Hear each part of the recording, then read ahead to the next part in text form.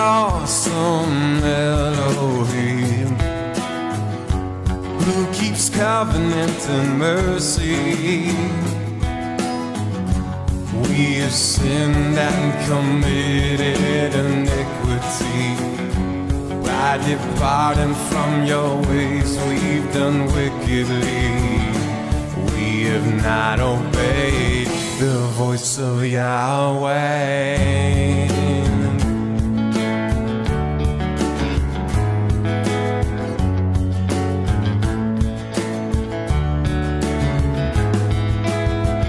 Oh, great and awesome Elohim, who keeps covenant and mercy.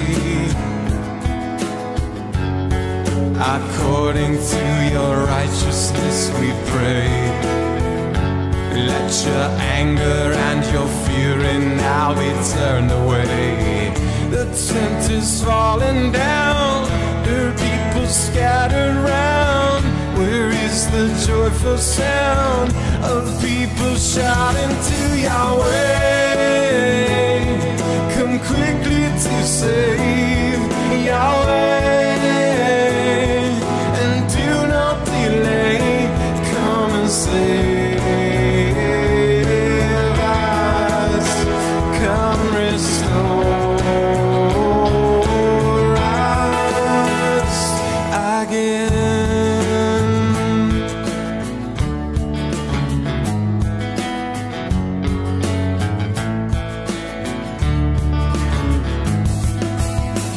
Oh, great and awesome Elohim, who keeps covenant and mercy. Remember David and the promises you made to Abraham, all the blessings that you gave. For your own sake, my Elohim, for your city and your people, the people who you love, the people called by Yahweh. Come quickly to save Yahweh, and do not delay. Come and save us. Come restore us again.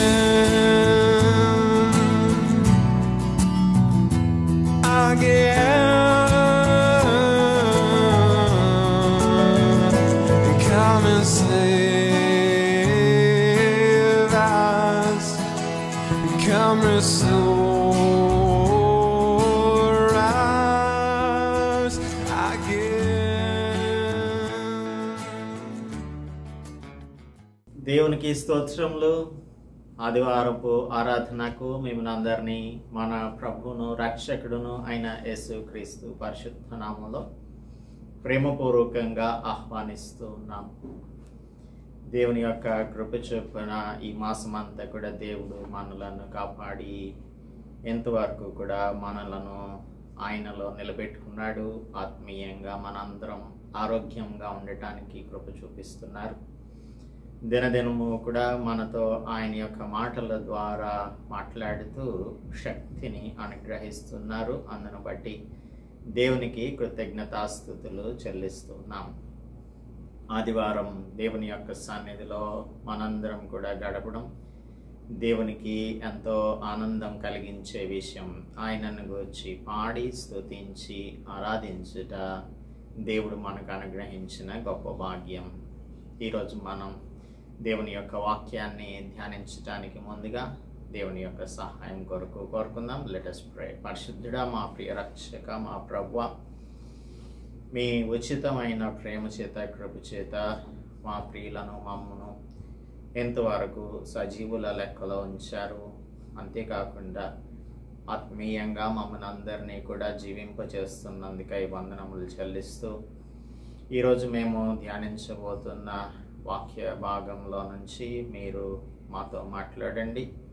మా ప్రియులతో మాట్లాడి ప్రతి ఒక్కరూ కూడా నాయన పరిశుద్ధాత్మని యొక్క సహాయంతో వారి యొక్క హృదయములను తెరచి వినున్నట్లుగా సహాయంను అనుగ్రహించమని క్రీస్తు యేసు పరిశుద్ధ నామములో ప్రార్థిస్తున్నాము తండ్రి, ఆమేన్.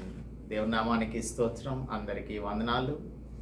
దేవుని యొక్క మహాకృప చొప్పున మనం ఈ అంత్య దినములను గుర్చిన విషయాలు, దానియేలు గ్రంథంలో రాయబడి ఉన్న విషయాలను ధ్యానం చేస్తూ ఉన్నాము. గత వారం మనం డానియల్ చాప్టర్ 8ని ధ్యానం చేసాం. ఈరోజు మనం చాప్టర్ 9లో డానియల్ యొక్క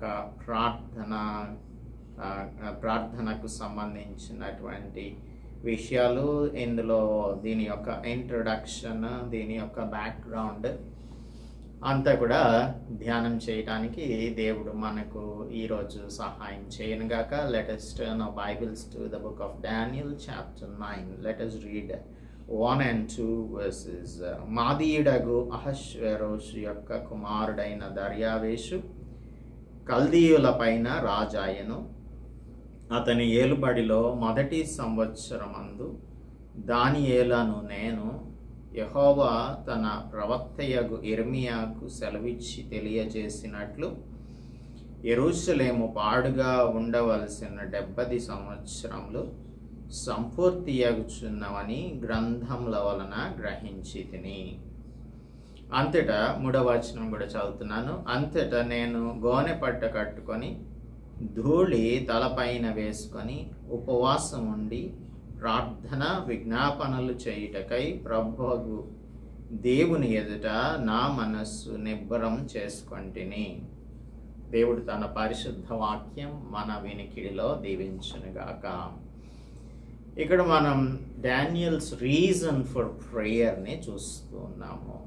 పరిశుద్ధ గ్రంథంలో ద మోస్ట్ అమేజింగ్ ప్రొఫాటిక్ ప్యాసేజెస్ ఏమైనా ఉన్నాయి అంటే అందులో అటువంటి అమేజింగ్ ప్రొఫాటిక్ ప్యాసేజెస్లో ఒక ప్యాసేజీ ఈ 9వ అధ్యాయంలో మనం చూస్తాము. దానియేలు గ్రంథముల ద్వారా తెలుసుకున్నాను అని అంటున్నాడు. గ్రంథముల వలన గ్రహించి తిని అని 2వ అధ్యాయంలో 2వ వచనం చివరి భాగంలో చెప్తున్నాడు. గ్రంథముల వలన గ్రహించి తిని. మనందరం కూడా దేవుని యొక్క బిడ్డలంగా దేవుని యొక్క మాటలను చదవాల్సి ఉంటుంది. అనగా పరిశుద్ధ గ్రంథమును మనం పఠించాలి. We must study the Bible. ఇందులో ఉన్నటువంటి విషయాలన్నింటినీ కూడా పరిశుద్ధాత్మ దేవుడు మనకు తప్పక తెలియజేస్తాడు. ఆయన మనకు గ్రహింపు అనుగ్రహిస్తాడు. గ్రహించే శక్తిని దేవుడు అనుగ్రహిస్తాడు. Daniel book of జెరమియా chapter 25 verses 11 to 13, అలాగే చాప్టర్ 29లో నుంచి కూడా verse 10ని చదువుతూ ఉంటుండగా దేవుడు తనకు గ్రహింపును అనుగ్రహించాడు. 25వ అధ్యాయం ఇర్మియా గ్రంథం 25వ అధ్యాయం 11 నుంచి 13 వరకు. ఈ దేశమంతయు పాడుగాను నిర్జనముగాను ఉండును. ఈ జనులు 70 సంవత్సరములు బబులోను రాజునకు దాసులుగా ఉందురు. యెహోవా వాక్కు ఇదే. 70 సంవత్సరములు గడిచిన తరువాత వారి దోషములను బట్టి నేను బబులోను రాజును ఆ జనులను కల్దీయుల దేశమును శిక్షింతును. ఆ దేశం ఎప్పుడూ పాడుగా నుండునట్లు నియమించును.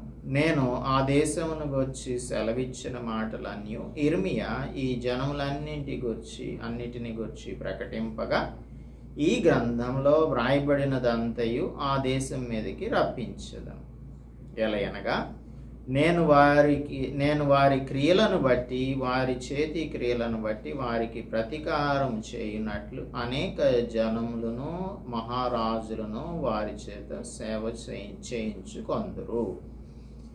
ఈ వాక్యాన్ని చదువుతూ ఉన్నాడు దానియేలు. అప్పుడు దేవుడు తనకు గ్రహింపును అనుగ్రహిస్తున్నాడు. అలాగే 29వ అధ్యాయం 10వ వచనం కూడా చదువుదాం. ఇర్మియా గ్రంథం. యెహోవా ఈ ఆజ్ఞ ఇచ్చుచున్నాడు, బబులోను రాజ్యము నాకు 70 సంవత్సరములు గతించిన తరువాతనే మిమ్మును గూర్చి నేను పలికిన శుభవార్త నెరవేర్చి ఈ స్థలము నాకు మిమ్మును తిరిగి రప్పించున్నట్లు నేను మిమ్మును దర్శింతును.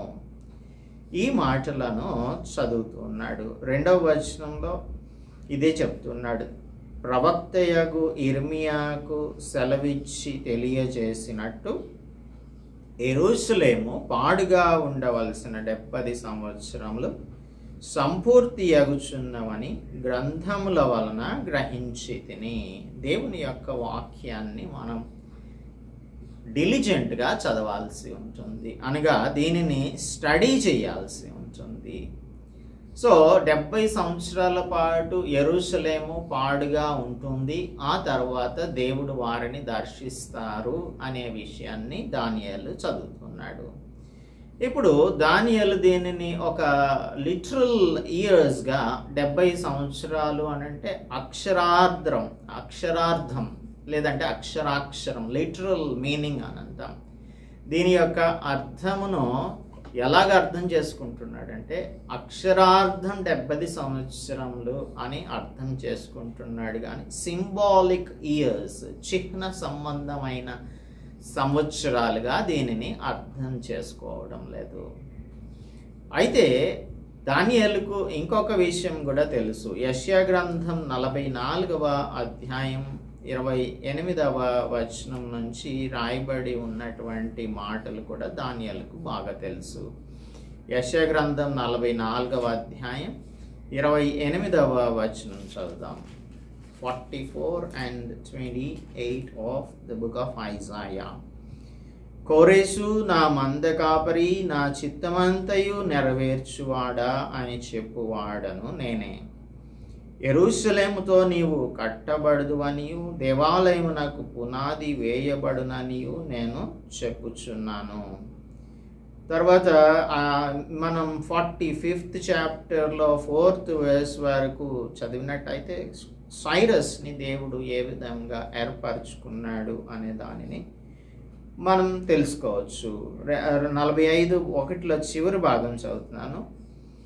యెహోవా తాను అభిషేకించిన కోరేషును గురించి సెలవిచ్చుచున్నాడు.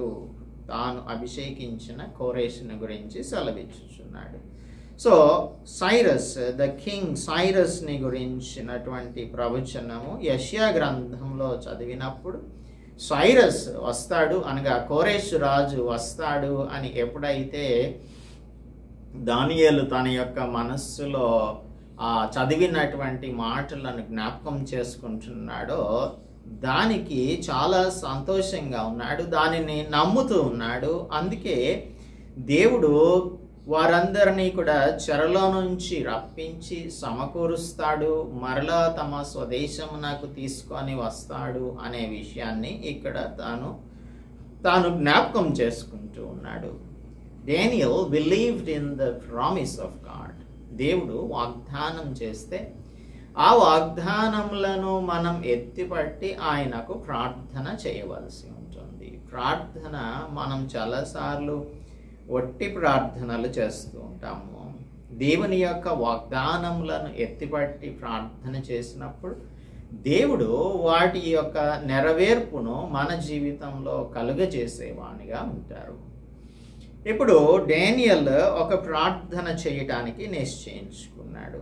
ఆయన వాగ్దానములను గురించి మనం జ్ఞాపకం చేసుకుంటూ ఆ వాగ్దానాలను నెరవేర్చమని ప్రార్థించటం అనేది ఉత్తమమైన ప్రార్థన. అటువంటి ఉత్తమమైన ప్రార్థనను దానియేలు చేస్తూ ఉన్నాడు. మనందరికీ కూడా బాగా తెలుసు 3 waves of captivity. Daniel first wave of క్యాప్టివిటీలో అనగా 605 BCలో యెరూషలేము పట్టణము పట్టబడింది. ఆ పట్టబడినప్పుడు దానియేలు తన యొక్క స్నేహితులు ఇంకా అనేక మంది యూదులు చెరపట్టబడి వారు బబులోను దేశమునకు కొనిపోబడ్డారు. ఇది ఫస్ట్ వేవ్ ఆఫ్ క్యాప్టివిటీ. రెండవసారి 597 BCలో యెరూషలేము ని అటాక్ చేసి, అనగా యెరూషలేము మీద మరి ఒకసారి దండయాత్ర చేసి ఆ దేవాలయంలో ఉన్నటువంటి ట్రెజర్ అంతటిని కూడా దోచుకున్నారు కల్దీయులు ఆర్ బాబిలోనియన్స్. 587 BCలో యెరూషలేము పట్టణము సంపూర్తిగా పట్టబడి అందులో ఉన్నటువంటి జనాంగం అంతా కూడా ప్రవాసంలోనికి వెళ్ళిపోయారు.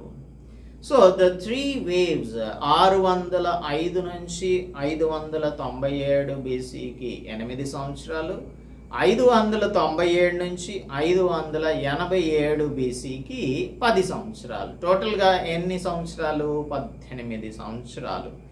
కాబట్టి దానియేలు ఏం ప్రార్థన చేస్తున్నాడు అంటే 70 సంవత్సరాలని డిటర్మిన్ చేయడానికి ఆర్ నిర్ణయించడానికి, 70 సంవత్సరములు నిర్ణయించడానికి సాధ్యమైనంత ప్రారంభ తేదీని, సాధ్యమైనంత అంటే ఈ 70 yearsని డిటర్మిన్ చేయడంలో ఎర్లియస్ట్ పాసిబుల్ స్టార్టింగ్ పాయింట్ని నిర్ణయించే విషయంలో దేవుడు ఆ ఫస్ట్ ఇయర్ని పరిగణలోనికి తీసుకోవాలి అని ప్రార్థన చేస్తున్నాడు. ఎందుకంటే ప్రార్థన చేయడం అనేది పరిస్థితులను మారుస్తుంది. We will also see some other scripture texts where we can hasten the Lord doing His works or fulfilling His promises in our lives. ఆయన వాగ్దానాలు మన జీవితంలో నెరవేర్చుటకు ఆయనను మనము త్వరపెట్టవచ్చు అనే విషయాన్ని దానియేలు ఇక్కడ గమనిస్తున్నాడు. అందుకే for example, if the lord considers 587 BC, 587 సంవత్సరాన్ని ప్రారంభ తేదీగా పరిగణించి అక్కడి నుంచి 70 సంవత్సరాలు కనుక కన్సిడర్ చేస్తే అప్పుడు ఏమవుతుంది అంటే దాదాపుగా 18 years ముందుకి వెనక్కి పోవాల్సి వస్తుంది. అప్పుడు ఏమవుతుందంటే ఇంకా ఎక్కువ సంవత్సరాలు చెరలో ఉండాల్సి వస్తుంది. కాబట్టి దేవునికి ఎర్లియస్ట్ పాసిబుల్ స్టార్టింగ్ పాయింట్ నుంచి కన్సిడర్ చేసి మీరు ప్రామిస్ చేసిన ఆ విడుదలను మాకు అనుగ్రహించు అని దేవుని త్వరపెట్టడానికి ప్రార్థన చేయాలని నిశ్చయించుకున్నాడు. ఇది దేవుడు తనకు అనుగ్రహించినటువంటి జ్ఞానం. సో 18 years తర్వాత కాదు, 18 years ముందుగానే దేవుడు ఇశ్రాయేలీల పట్ల దయ చూపించాలి అని దేవునికి ప్రార్థన చేస్తూ ఆయనను కోరుకుంటూ ఉన్నాడు. రెండవ పేతురు పత్రిక, పేతురు రాసిన రెండవ పత్రిక 2వ అధ్యాయం 2వ పేతురు పత్రిక 3వ అధ్యాయం 9వ వచనం కనుక చూస్తే 2 Peter chapter 3 verse 9 కొందరు ఆలస్యమని ఎంచుకొనున్నట్లు, కొంచెం 8th verse నుంచి చదువుదాం. ప్రియులారా, ఒక సంగతి మరిచిపోకుడి, ఏమనగా ప్రభువు దృష్టికి ఒక దినము 1000 సంవత్సరముల వలెను, 1000 సంవత్సరములు ఒక దినము వలెను ఉన్నవి. కొందరు ఆలస్యమని ఎంచుకొనున్నట్లు ప్రభువు తన వాగ్దానమును గూర్చి ఆలస్యం చేయువాడు కాడు గాని ఎవడును నశింపవలెనని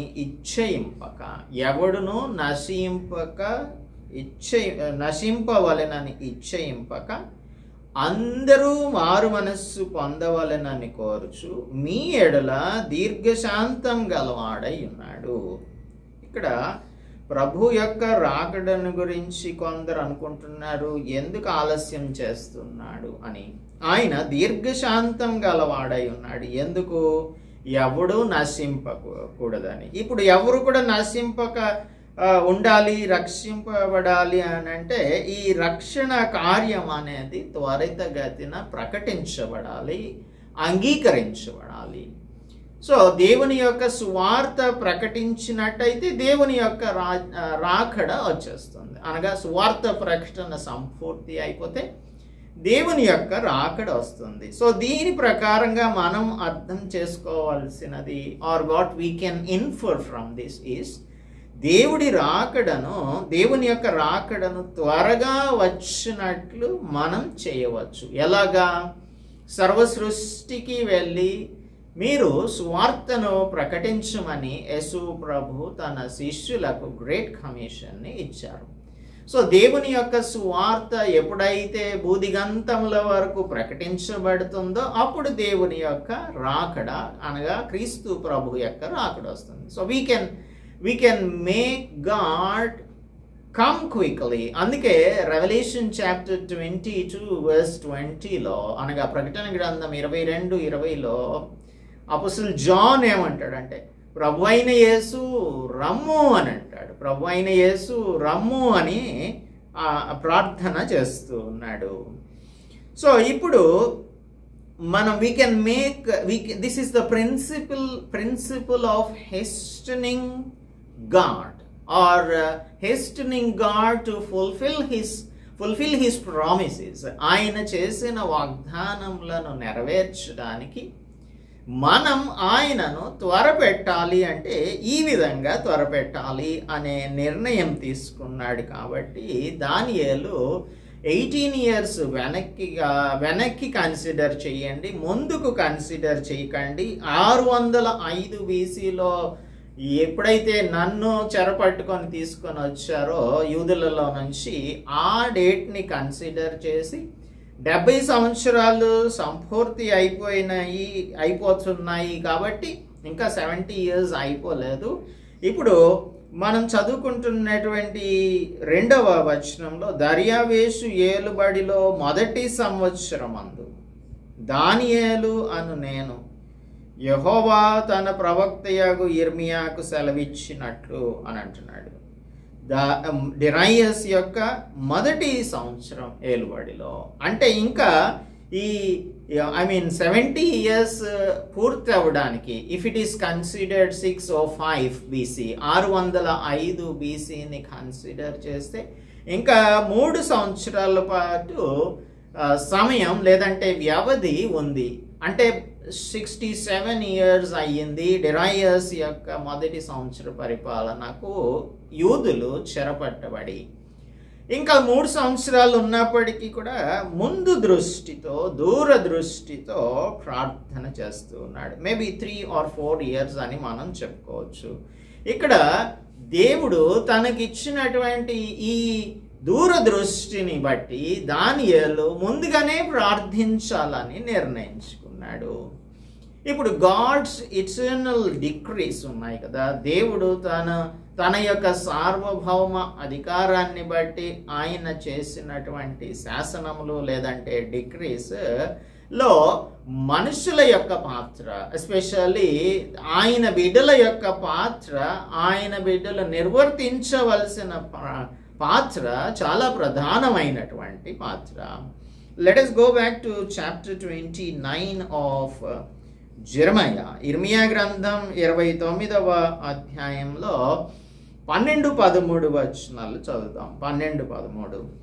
మీరు నాకు మొరపెట్టుదురేని, మీరు నాకు ప్రార్థన చేయుచు వత్తురేని, నేను మీ మనవి ఆలకించును. మీరేం చేయాలి? మొరపెట్టాలి, ప్రార్థన చేయాలి, అప్పుడు మీ మనవిని నేను ఆలకిస్తాను. మీరు నన్ను వెదకిన ఎడల, పూర్ణ మనస్సుతో నన్ను గూర్చి విచారణ చేయునెడల మీరు నన్ను కనుగొందురు. నన్ను నేను మీకు కనపరుచుకొందును, ఇదే యెహోవా వాక్కు అని చెప్పిన తర్వాత, అంటే first it is your responsibility to pray and bring your supplications into the presence of the Lord. మీ ఇంటర్సెషన్స్ని, మీ సప్లికేషన్స్ని, మీ ప్రార్థనల్ని దేవుని యొక్క సన్నిధిలోనికి మీరు తీసుకురావాలి. ఆయనను వెదకాలి, పూర్ణ మనస్సుతో ఆయనను గూర్చి విచారణ చేయాలి. అప్పుడు ఆయన తనను మనకు కనపరుచుకుంటారు. నేను మిమ్మును 14లో చదువుతున్నాను. ఇదే యెహోవా వాక్కు, నేను మిమ్మును చెరలో నుండి రప్పించదను, నేను మిమ్మను చెరపట్టి ఏ జనములలోనికి ఏ స్థలములలోనికి మిమ్మను తోలివేసితినో ఆ జనులందరిలో నుండి ఆ స్థలములన్నిటిలో నుండి మిమ్మను సమకూర్చి రప్పించదను. ఇదే యెహోవా వాక్కు. ఎచ్చట నుండి మిమ్మను చెరకు పంపితినో అచ్చటికే మిమ్మను మరలా రప్పింతును అని దేవుడు చెప్తూ ఉన్నాడు. So our responsibility in order to give opportunity for the Lord to fulfill his promises ఏంటి అంటే ప్రార్థన చేయాలి. మీరు ప్రార్థన చేయాలి, మొరపెట్టాలి, వెదకాలి, పూర్ణ మనస్సుతో ఆయనను గురించి విచారణ చేయాలి. అప్పుడు మిమ్మల్ని చెరలో నుంచి బయటకు రప్పిస్తాను, బయటకు రప్పించి మరలా మీరు ఎక్కడి నుంచి వచ్చారో అక్కడికి తీసుకొని వెళ్తాను అని దేవుడు ప్రామిస్ చేశారే. ఆ ప్రామిస్ని నెరవేర్చడానికి మన యొక్క కర్తవ్యాన్ని గుర్తు చేస్తున్నాడు ఇర్మియా ఇక్కడ. So we are to pray unto the Lord. Daniel అదే చేస్తున్నాడు, ప్రార్థన చేస్తున్నాడు, నమ్మకంతో ప్రార్థన చేస్తూ ఉన్నాడు. సో దేవుని యొక్క ప్రణాళిక, దేవుడు తన యొక్క ప్రణాళికను ప్రకటించాడు. ఇర్మియా దాన్ని గురించి ప్రవచించాడు, దానియేలు ప్రార్థించాడు. ఆ తర్వాత మనం చూస్తే ఎజ్రా గ్రంథం 1వ అధ్యాయం 1వ వచనంలో సైరస్ చాటింపు వేశాడు. ఆ చాటింపు ఏంటో చూద్దాము. పారసీక దేశపు రాజైన కోరేషు ఏలుబడిలో 1వ సంవత్సరమందు ఇర్మియా ద్వారా పలకబడిన తన వాక్యమును నెరవేర్చుటకై, ఇర్మియా ద్వారా పలకబడిన తన వాక్యమును నెరవేర్చుటకై యెహోవా పారసీక దేశపు రాజైన కోరేషు మనస్సును ప్రేరేపింపగా అతడు తన రాజ్యమన్నంతటా చాటింపు చేయించి వ్రాత మూలంగా ఇట్లు ప్రకటన చేయించను. ఆకాశమందలి దేవుడైన యెహోవా లోకమందున్న సకల జనములను నా వశము చేసి యూదా దేశమందున్న యెరూషలేములో తనకు మందిరం కట్టించుమని నాకు ఆజ్ఞ ఇచ్చి ఉన్నాడు. దేవుడు కోరేషుకు ఆజ్ఞ ఇచ్చాడు. ఇప్పుడు మనం యెషయా గ్రంథంలో చదువుకున్నాం కదా, యెషయా గ్రంథం 44వ అధ్యాయం 28వ వచనంలో, కావున మీలో ఎవరు ఆయన జనులై ఉన్నారో వారు యూదా దేశమందున్న యెరూషలేమునకు బయలుదేరి యెరూషలేములోని దేవుని మందిరమును అనగా ఇశ్రాయేలీయుల దేవుడైన యెహోవా మందిరమును కట్టవలెను అని ప్రకటన చేశాడు రాజైన కోరేషు. So the Lord declared his decrees and Jeremiah prophesied, Daniel prayed, and because of all these things the Lord sent Cyrus కోరేషును ఆయన ఏర్పరచుకొని తన ప్రజలైన వారిని తిరిగి వారి దేశమునకు పంపించడానికి ప్రకటన చేశాడు. ప్రార్థన ఎవరైనా చేయొచ్చు. దానియేలు యాజకుల వంశంలో జన్మించలేదు, యెహెజ్కేలు లాగా, లేదు అంటే జెరెమయ్యా లాగా ఒక ప్రవక్తల కెరీర్ని కలిగినటువంటి వాడు కాదు. He was not qualified for the ministry of intercession. అయినప్పటికీ కూడా మన వలె ఒక సామాన్య విశ్వాసిగా ప్రార్థన చేయడం నేర్చుకున్నటువంటి వాడు, ప్రార్థన చేయడం తనకు తెలిసినటువంటి విద్య దేవుడు నేర్పించినది. మన యొక్క భారములన్నింటినీ కూడా దేవుని యొక్క సన్నిధిలోనికి తీసుకొని వెళ్ళడం అనేది ప్రతి విశ్వాసి చేయవలసిన పని. అదే పనిని డానియల్ చేస్తూ ఉన్నాడు. వాస్తవంగా చెప్పాలి అంటే మనం ఏమనుకుంటామంటే మనకున్న బిజీ స్కెడ్యూల్స్తో, నా ఉద్యోగం చాలా బిజీగా ఉంటుందండి, ఉదయం లేచిన దగ్గర నుంచి అంత ఉరుకులు పరుగులు, అస్సలు ప్రార్థించుకోవడానికి సమయం ఉండదు, వాక్యం ధ్యానించడానికి అస్సలేమాత్రం సమయం ఉండదు. ఇంకా నేను ఎప్పుడు కూడా రాజుగారి పక్కనే ఉంటాను, రాజుగారు అది చెప్తే చేయాలి, ఇది చెప్తే చేయాలి అని డానియల్ కూడా అనొచ్చు మనం అంటున్నట్టుగా. మనకు దేవుడే ఉద్యోగం ఇచ్చాడు. ఒకవేళ ఆ ఉద్యోగమే ఆయనతో మాట్లాడటానికి, ఆయన మాటలను చదవడానికి ఆటంకంగా ఉంటే దేవుడు ఆ ఉద్యోగాన్ని తీసివేయునుగాక. ఎందుకంటే దేవునికి మనలను దూరపరిచేది ఏదైనప్పటికీ కూడా దానిని మనం పక్కన పెట్టేయాల్సిందే. కానీ మరి ఉద్యోగం లేకపోతే ఎలాగండి అంటే, ఉద్యోగం కావాలంటే ప్రార్థన చేయి, ఉద్యోగం కావాలంటే వాక్యం చదవాలి. వాక్యం చదవకుండా, ప్రార్థన చేయకుండా నీకు ఆత్మీయ జీవితంలో ఏ విధంగా సమస్యలు వచ్చినప్పుడు, లేదంటే ఏ విషయంలోనైనా నీకు అండర్స్టాండింగ్ ఎలా వస్తుంది, గ్రహింపు ఏ విధంగా వస్తుంది? ఆ గ్రహింపు లేకుండా నీవు జీవించుచున్నట్టయితే క్రైస్తవ జీవితాన్ని ఏ విధంగా జీవించగలుగుతావు? అందుకే ప్రార్థన చాలా ప్రాముఖ్యమైంది. అననుకూలమైనటువంటి సమయములలో కూడా మనం అనుకూలం పరుచుకొని ప్రార్థన చేయడం అనేది చాలా అవసరం. 6వ అధ్యాయం 7వ వచనంలో, ఈ దానియేలు గ్రంథంలో 6వ అధ్యాయం 7వ వచనంలో దానియేలు యొక్క అలవాట్లన్నీ బాగా తెలిసినటువంటి వారైన ఈ let us see verse 7 of chapter 6. రాజ్యపు ప్రధానులు, సేనాధిపతులు, అధిపతులు, మంత్రులు, సంస్థానాధిపతులు అందరూ కూడా కలిసి ఒక ఆలోచన చేసి ఒక శాసనము చాటింపు వేయినట్లుగా యోచన చేశారు. అదేంటంటే 30 దినముల వరకు రాజుగారి దగ్గర తప్ప ఏ దేవుని యొద్ద అయినను మానవుని యొద్ద అయినను ఎవడును మానవి చేయకూడదు.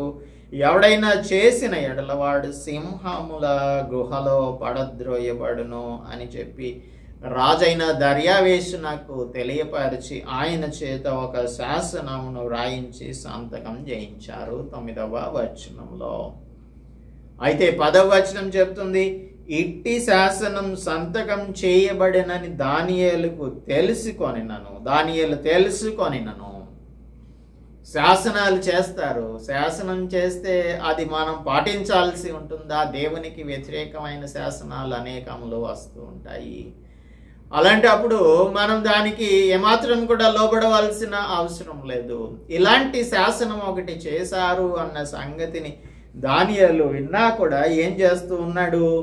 అతడు తన ఇంటికి వెళ్ళి యథాప్రకారం ప్రార్థన చేయకుండా ఉండలేడు. అందుకే యథాప్రకారం అనుదినము 3 మోకాళ్ళలోని తన ఇంటి పై గది కిటికీలు యెరూషలేము తట్టునకు తెరవబడి ఉండగా తన దేవునికి ప్రార్థన చేయుచు ఆయనను స్తుతించుచు వచ్చాడు.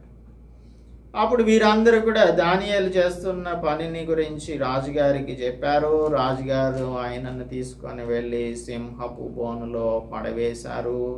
దేవుడు ఏ విధంగా సింహపు నోటి నుండి ఏ హాని చేయకుండా వాటి నోళ్లను మూయించి ఏ విధంగా దానియేలును ఆయన కాపాడారు అనే సంగతి మనకు తెలుసు. ఇటువంటి శాసనాలు చేయబడినా కూడా ప్రార్థన మాననటువంటి ఒక మంచి నిజమైన విశ్వాసి దానియేలు. ఏ పరిస్థితులైనా కూడా ప్రార్థించడం అనేది మనం మానకూడదు. కాబట్టి ప్రార్థించేటప్పుడు మనకి కొన్ని సెట్ ఆఫ్ ప్రిన్సిపల్స్ మనం అర్థం చేసుకోవాలి. మొట్టమొదటిది ప్రాముఖ్యమైన అంశం ఏంటంటే దేవుని యొక్క చిత్త ప్రకారంగా ప్రార్థించాలి. దేవుని యొక్క వాగ్దానములను ఎత్తిపెట్టి దేవుని యొక్క చిత్త ప్రకారంగా మనం ప్రార్థన చేయాల్సి ఉంటుంది. యోహాను రాసిన మొదటి పత్రిక 5వ అధ్యాయం 14వ వచనం ఏం చెప్తుంది? ఆయనను బట్టి మనకు కలిగిన ధైర్యమేదనగా ఆయన చిత్తానుసారంగా మనం ఏది అడిగినను, ఆయన చిత్తానుసారంగా మనం ఏది అడిగినను ఆయన మన మనవి ఆలకించునది అనునదియే. ఆయన మన మనవి ఆలకించాలి అంటే ఆయన చిత్తానుసారంగా ప్రార్థన చేయాలి.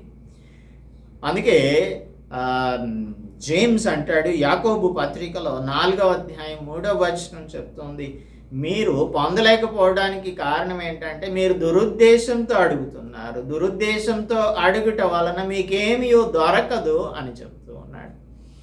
సో దానియేలు యొక్క ప్రార్థనలో దురుద్దేశం ఏది కూడా లేదు. దానియేలు దేవుని యొక్క చిత్తానుసారంగా ప్రార్థన చేస్తున్నాడు. దానియేలుకు ఈ బ్యాక్గ్రౌండ్ అంతా కూడా తెలుసు. we will see the different parts of Daniel's prayer. Ezra గ్రంథం 9వ అధ్యాయం, నెహెమియా గ్రంథం 9వ అధ్యాయం, దానియేలు గ్రంథం 9వ అధ్యాయం, ఇవన్నీ కూడా ఈ పరిశుద్ధ గ్రంథంలో ఉన్న గొప్ప ప్రార్థనలు ఇవి. ఈ గొప్ప ప్రార్థన యొక్క ఎలిమెంట్స్ని, what are the elements of prayer, or what should be the ingredients of prayer, the essentials of prayer మనం ధ్యానం చేయబోతూ ఉన్నాము నెక్స్ట్ ఎపిసోడ్లో. అయితే ఈ ప్రార్థన అంతటిని కూడా మీరు చదవండి. 9వ అధ్యాయం 19వ వచనం వరకు రాయబడి ఉన్నటువంటి ప్రార్థనను మీరు నెక్స్ట్ వీక్కి చదువుకొని రావాలి. అయితే దీనికి బ్యాక్గ్రౌండ్ ఏంటంటే, దేవుడు ఈ ద్వితీయోపదేశ కాండం 28వ అధ్యాయంలో మొదటి 14 వచనాలను గనక మనం చదివినట్టయితే అక్కడ అన్నీ కూడా దేవుని యొక్క ఆశీర్వాదాలు. నీవు నీ దేవుడైన యెహోవా మాట శ్రద్ధగా విని నేడు నేను నీకు ఆజ్ఞాపించుచున్న ఆయన ఆజ్ఞలన్నిటినీ అనుసరించి నడుచుకొనిన ఎడల నీ దేవుడైన యెహోవా భూమి మీదనున్న సమస్త జనుల కంటే నిన్ను హెచ్చించును.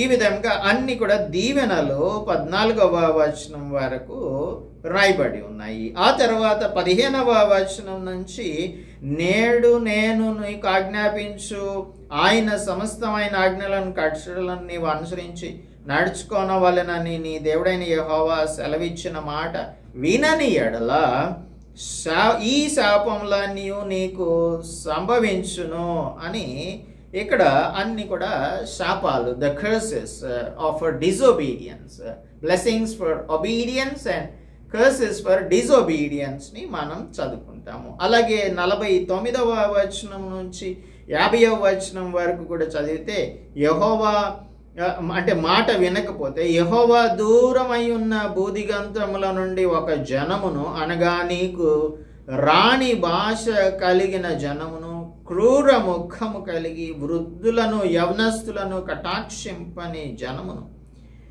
గద్ద ఎగిరి వచ్చినట్లు నీ మీదకి రప్పించును. నిన్ను నశింపచేయి వరకు నీ పశువులను నీ పొలముల ఫలములను వారు తినివేతురు. నిన్ను నశింపచేయి వరకు ధాన్యమునే గాని, ద్రాక్షరసమునే గాని, తైలమునే గాని, పశువుల మందనే గాని, గొర్రెమేకల మందనే గాని నీకు నిలువనియ్యరు అని ఇంకా చాలా విషయాలను ఇక్కడ చెప్తూ ఉన్నాడు. So God made it very clear what would be the consequences of disobedience. ఆయన మాట వినకపోతే ఏం చేస్తారు అనే దానిని దేవుడు ఖచ్చితంగా చెప్పారు. 64వ వచనం కూడా చదువుతాము. ఇందులోనే దేశం యొక్క ఈ కొన మొదలుకొని ఆ కొన వరకును సమస్త జనములలోనికి యెహోవా నిన్ను చెదరగొట్టును. He will scatter you among nations. అక్కడ నీవైనను నీ పితరులైనను ఎరుగని కొయ్యనివియు రాతివియునైన అన్య దేవతలను పూజింతువు. నీ జనములలో నీకు నెమ్మది కలగదు, నీ అరకాలికి విశ్రాంతి కలగదు. అక్కడ యెహోవా హృదయ కంపమును, నేత్ర క్షీణతయు, మనోవేదనయు నీకు కలుగచేయును. నీకు ఎల్లప్పుడూ ప్రాణభయం కలిగి ఉండవు. నీవు రేయింబగళ్ళు భయపడదువు. నీ ప్రాణమును నీకు దక్కునను నమ్మకము నీకేమీ ఉండదు. నీ హృదయంలో పుట్టు భయం చేతను, నీ కన్ను చూచు వాటి చేతను ఉదయమున అయ్యో ఎప్పుడు సాయంకాలం అగునా అనియు, సాయంకాలమున అయ్యో ఎప్పుడు ఉదయం అగునా అని అనుకొందువు అని ఇంకా అనేకమైన విషయాలను ఇక్కడ చాలా స్పష్టంగా దేవుడు తెలియజేస్తూ ఉన్నాడు. So if you listen to him and keep his commandments, ఆయన ఆజ్ఞలను పాటిస్తే ఆయన దీవిస్తాడు. ఆయన మాట వినని ఎడల ఆయన ఖచ్చితంగా శపిస్తాడు, జనములలో నిన్ను చెదరగొడతాడు అని చెప్పాడు. అయితే ఆయన మనలను విడిచిపెట్టేటువంటి దేవుడు ఏమాత్రము కూడా కానే కాదు అనే సంగతి ఆయన మనకు I will not cut you of, I will discipline you అని చెప్తూ ఉన్నారు. కాబట్టి ఆయన మనలను క్రమశిక్షణలో పెడతారు. ఇక్కడ we have a doctrine of eternal security. మనకు ఆయన వాగ్దానం చేశాడు కాబట్టి 2000 BCలో అబ్రహామునకు చేసిన వాగ్దానమును ఆయన ఖచ్చితంగా జ్ఞాపకంలో ఉంచుకొని తన బిడ్డలైనటువంటి వారు ఐగుప్తు దేశంలో బానిసత్వంలో ఉన్నప్పుడు 800 సంవత్సరముల క్రితం ఈ ఇశ్రాయేలీలందరినీ కూడా వాగ్దాన భూమిలోనికి మోషే యొక్క నాయకత్వంలో తీసుకొని వచ్చారు. ఆ వాగ్దాన భూమిలో జీవించుచున్నటువంటి వారు ఆయన మాట వినకపోతే క్రమశిక్షణ చేస్తాను అని చెప్తూ ఉన్నాడు. If you step out of line, నీవు కనుక గీత దాటి ప్రవర్తిస్తే ఆయన మనలను చేస్తాడు, ఆయన క్రమశిక్షణలో పెడతారు. హెబ్రీ పత్రిక 12వ అధ్యాయం 6వ వచనం చెప్తున్నట్టుగా దేవుడు తాను ప్రేమించు వానిని శిక్షించి తాను స్వీకరించిన ప్రతి కుమారుని దండించును అని చెప్తూ ఉన్నాడు.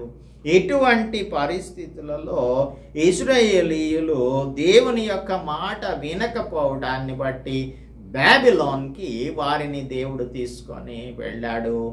ఆ సంగతి అంతా కూడా దానియేలు నాకు బాగా తెలుసు.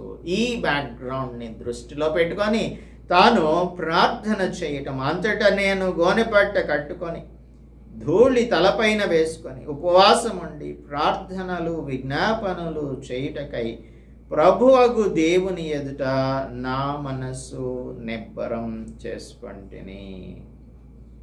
ప్రార్థన చేయటానికి సిద్ధపడుతూ ఉన్నాడు. ఈ ఉదయకాలం అందు దేవుడు మనతో మాట్లాడుతూ ఉన్నాడు. మన యొక్క స్థితిగతులన్నీ కూడా ఆయనకు తెలుసు. మనం ఎక్కడ తప్పిపోయామో ఆయనకు తెలుసు. So the first thing he is doing is the first thing Daniel is doing is confession of sin. పాపమును ఒప్పుకుంటున్నాడు. ఇంకా దీనిలో ఉన్నటువంటి 3 parts of prayer, confession of sin 3 నుంచి 10 వచనాల వరకు, 11 నుంచి 14 వరకు దేవుని యొక్క తీర్పును అక్నాలెడ్జ్ చేస్తూ ఉన్నాడు. ఆయన యొక్క కృప కొరకు ఆయనను వేడుకుంటున్నాడు 15 నుంచి 19 వచనాల వరకు. సో ఈ విధంగా దానియేలు యొక్క ప్రార్థన మనకు 4వ వచనం నుంచి రాయబడి ఉంది.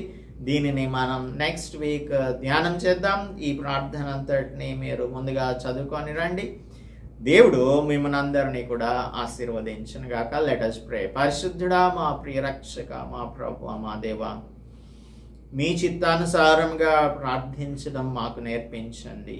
దానియేలు మీ చిత్తమును తెలుసుకున్నాడు కనుక, మీ మాటలలోని సారమును గ్రహించాడు కనుక తాను మీ సన్నిధిలోనికి వచ్చి తన యొక్క ప్రార్థన విజ్ఞాపనలను చేస్తూ ఉన్నాడు. ప్రభువా, మీ చిత్తానుసారంగా ప్రార్థిస్తూ ఉన్నాడు. యాకోబు పత్రికలో రాయబడినటువంటి రీతిలో మీ చిత్తానుసారంగా కాకుండా మేము అనేకమైన వాటిని మా దురుద్దేశముల ప్రకారంగా అడిగినప్పుడు వాటిని మేము పొందలేకపోతున్నాము గనక మీ చిత్తమును మేము గ్రహించుకొని దాని ప్రకారంగా ప్రార్థించే వారంగా ఉండినట్లు మా ప్రియులకు మాకు సహాయము అనుగ్రహించుమని క్రీస్తు యేసు పరిశుద్ధ నామములో ప్రార్థిస్తున్నాము తండ్రి, ఆమేన్. దేవుని నామానికి స్తోత్రం. అందరికీ వందనాలు. దైవ చిత్తానుసారమైన ప్రార్థన చేయడం నేర్చుకుందాం. దేవుని యొక్క కృపను పొందుకుందాం. అందుకు మనందరికీ దేవుడు సహాయం చేయను గాక.